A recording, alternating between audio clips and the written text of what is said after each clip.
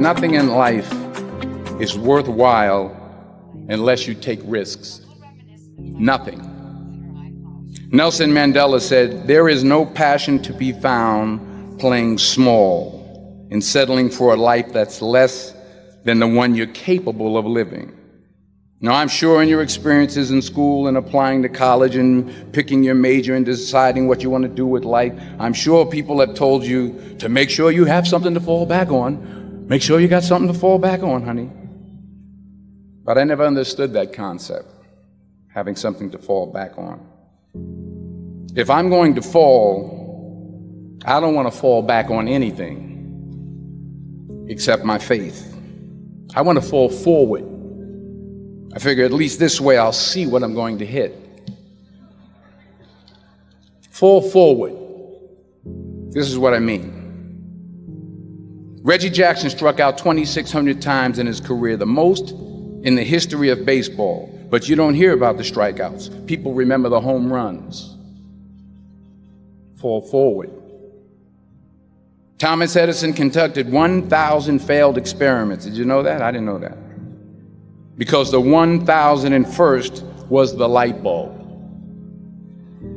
Fall forward. Every failed experiment is one step closer to success. You've got to take risks, and I'm sure you've probably heard that before, but I want to talk to you about why that's so important. First, you will fail at some point in your life. Accept it.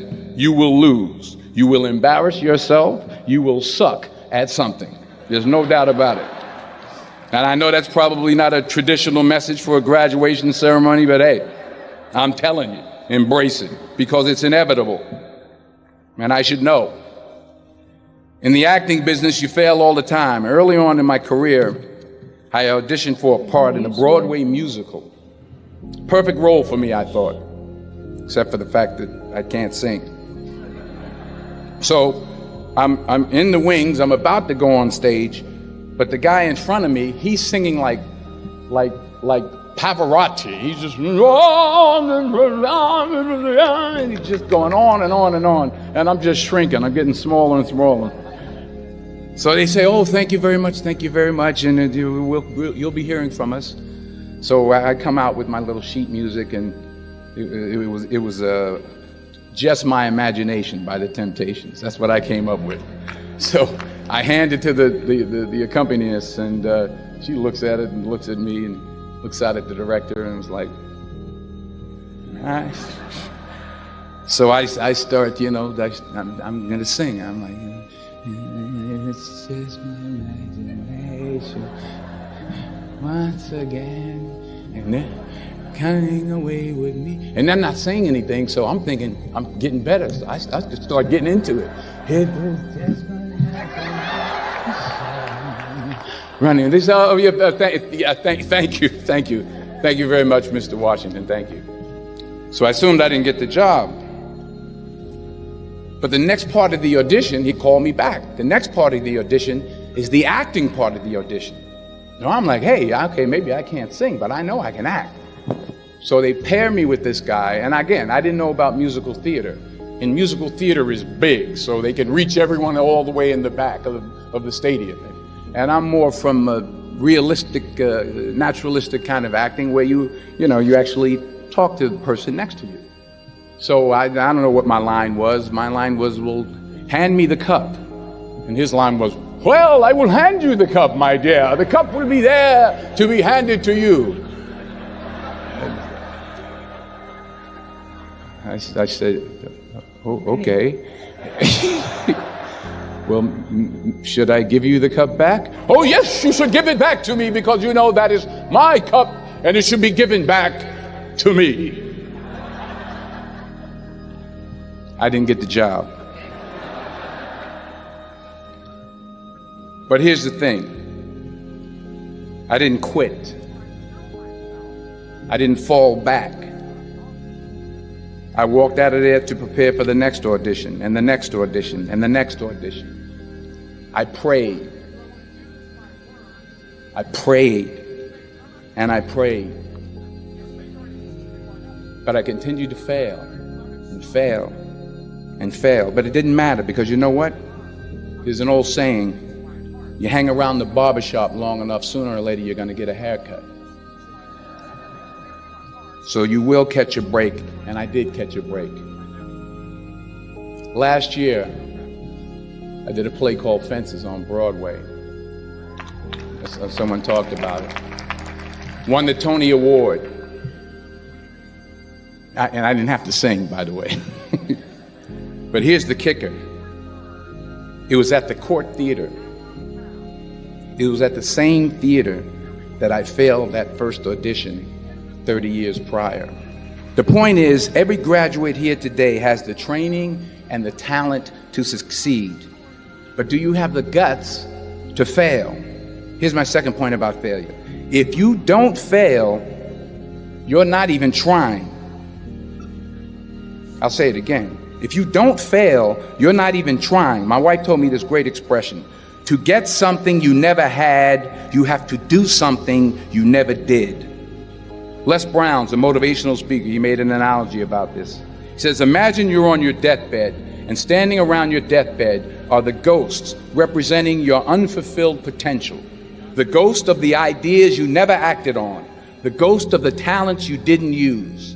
And they're standing around your bed, angry, disappointed, and upset. They say, we came to you because you could have brought us to life, they say. And now we have to go to the grave together. So I ask you today, how many ghosts are going to be around your bed when your time comes? You've invested a lot in your education, and people have invested in you. And let me tell you, the world needs your talents, man, does it ever. I just got back from Africa like 2 days ago, so if I'm rambling on, it's because I'm jet lagged. I just got back from South Africa. It's a beautiful country, but there are places there with terrible poverty that need help.